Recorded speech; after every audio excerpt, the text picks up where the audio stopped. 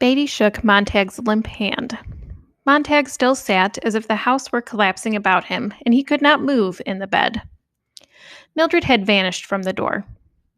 "One last thing," said Beatty.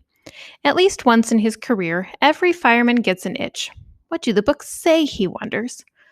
Oh, to scratch that itch, eh? Well, Montag, take my word for it. I had to read a few books in my times, to know what it was about, and the books say nothing. Nothing you can teach or believe. They're about non-existent people, figments of imagination, if they're fiction, and if they're nonfiction, it's worse. One professor calling another an idiot, one philosopher screaming down another's gullet, all of them running about, putting out the stars and extinguishing the sun. You come away lost." "Well, then, what if a fireman accidentally, really not intending anything, takes a book home with him?" Montag twitched. The open door looked at him with its great vacant eye. "A natural error. Curiosity alone," said Beatty. "We don't get over anxious or mad. We let the fireman keep the book for 24 hours. If he hasn't burned it by then, we simply come burn it for him." "Of course." Montag's mouth was dry. "Well, Montag, will you take another later shift today? Will we see you tonight, perhaps?" "I don't know," said Montag. "What?"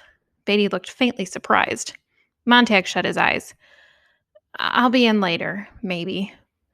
"We'd certainly miss you if you didn't show," said Beatty, putting his pipe in his pocket thoughtfully. "I'll never come in again," thought Montag. "Get well and keep well," said Beatty. He turned and went out through the open door. Montag watched through the window as Beatty drove away in his gleaming yellow flamed-colored Beetle with black char-colored tires. Across the street and down the way, the other houses stood with their flat fronts. What was it that Clarice had said one afternoon? "No front porches. My uncle says there used to be front porches, and people sat there sometimes at night, talking when they wanted to talk, rocking and not talking when they didn't want to talk. Sometimes they just sat there and thought about things, turned things over. My uncle says the architects got rid of the front porches because they didn't look well. But my uncle says that it was merely rationalizing it. The real reason, hidden underneath, might be that they didn't want people sitting like that, doing nothing, rocking, talking. That was the wrong kind of social life. People talked too much, and they had time to think. So they ran off with the porches, and the gardens too. Not many gardens anymore to sit around in. And look at the furniture. No rocking chairs anymore. They're too comfortable. Get people up and running around. My uncle says, and my uncle, and my uncle." Her voice faded.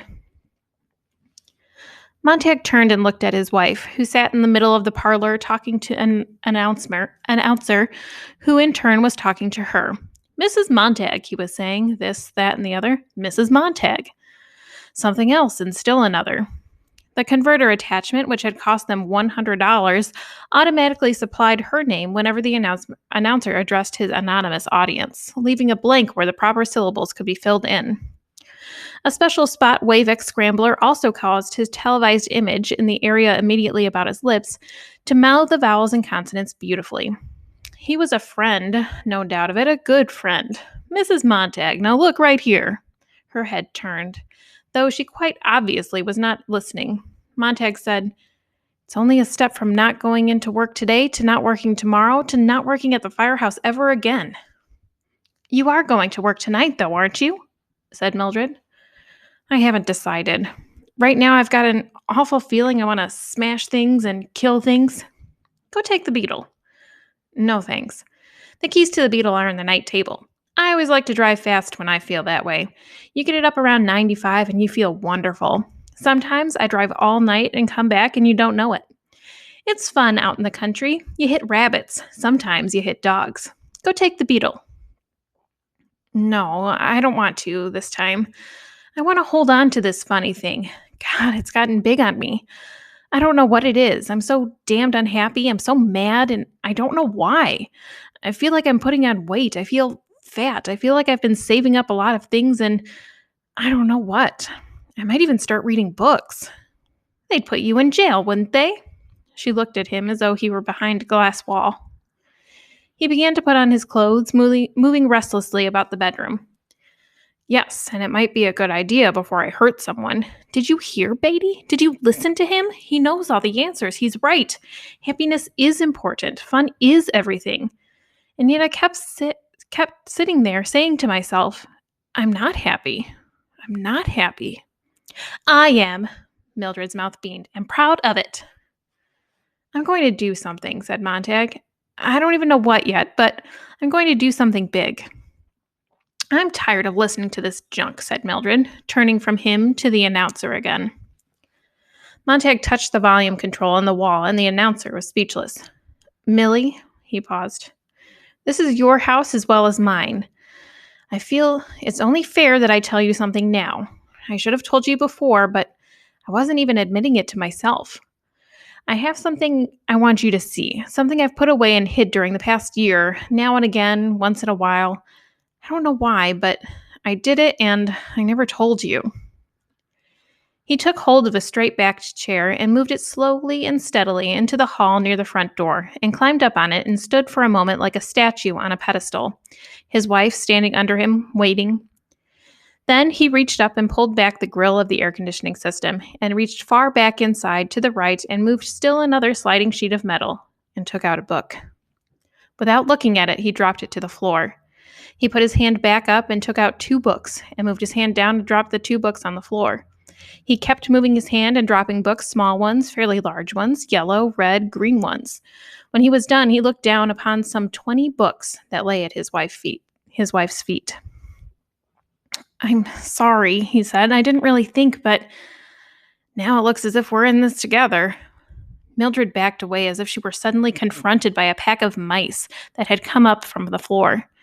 He could hear her breathing rapidly, and her face was paled out, and her eyes were fastened wide.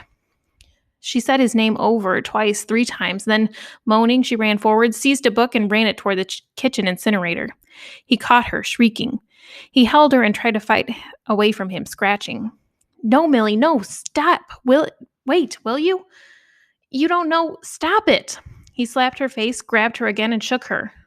Millie said his name and began to cry. Millie, he said, listen, give me a second, will you? We can't do anything. We can't burn these. I want to look at them, at least look at them once. And then, if what the captain said is true, we'll burn them together. Believe me, we'll burn them together. You must help me. He looked down into her face and took hold of her chin and held her firmly. He was looking not only at her, but for himself and what he must do in her face. Whether we like this or not, we're in it. I've never asked for much from you in all these years, but I ask it now. I plead for it. We've got to start somewhere here, figuring out why we're in such a mess. You and the medicine nights, and the car, and me and my work. We're heading right for the cliff, Millie. God, I don't want to go over. This isn't going to be easy. We haven't anything to go on, but maybe we can piece it out and figure it out and help each other. I need you so much right now. I can't tell you. If you love me at all, you'll put up with this. 24, 48 hours, that's all I ask. Then it'll be over, I promise, I swear. And if there is something here, just one little thing out of a whole mess of things, maybe we can pass it on to someone else. She wasn't fighting anymore, so he let her go. She sagged away from him and slid down the wall and sat on the floor, looking at the books. Her foot touched one, and she saw this and pulled her foot away. That woman the other night, Millie, you weren't there. You didn't see her face. And Clarice, you never talked to her. I talked to her. And men like Beatty are afraid of her. I can't understand it. Why should they be so afraid of someone like her? I kept putting her alongside firemen in the house last night, and I suddenly realized I didn't like them at all, and I didn't like myself at all anymore. And I thought maybe it would be best if the firemen themselves were burnt. Guy! The front door voice called softly, Mrs. Montag, Mrs. Montag, someone here, someone here. Mrs. Montag, Mrs. Montag, someone here, softly.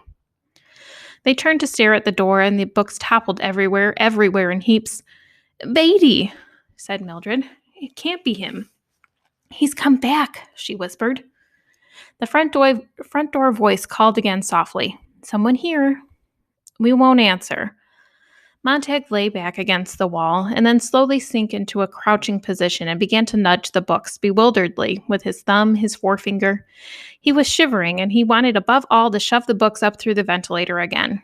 But he knew he could not face Beatty again. He crouched and then he sat, and the voice of the front door spoke again, more insistently. Montag picked a single small volume from the floor. Where do we begin? He opened the book halfway and peered at it. We begin by beginning, I guess. He'll come in, said Mildred, and burn us and the books. The front door voice faded at last. There was a silence. Montag felt the presence of someone beyond the door, waiting, listening. Then the footsteps going away down the walk and over the lawn. Let's see what this is, said Montag. He spoke the words haltingly and with a terrible self-consciousness. He read a dozen pages here or there, and at last came to this. It is computed that 11,000 persons have at several times suffered death rather than submit to break their eggs at the smaller end.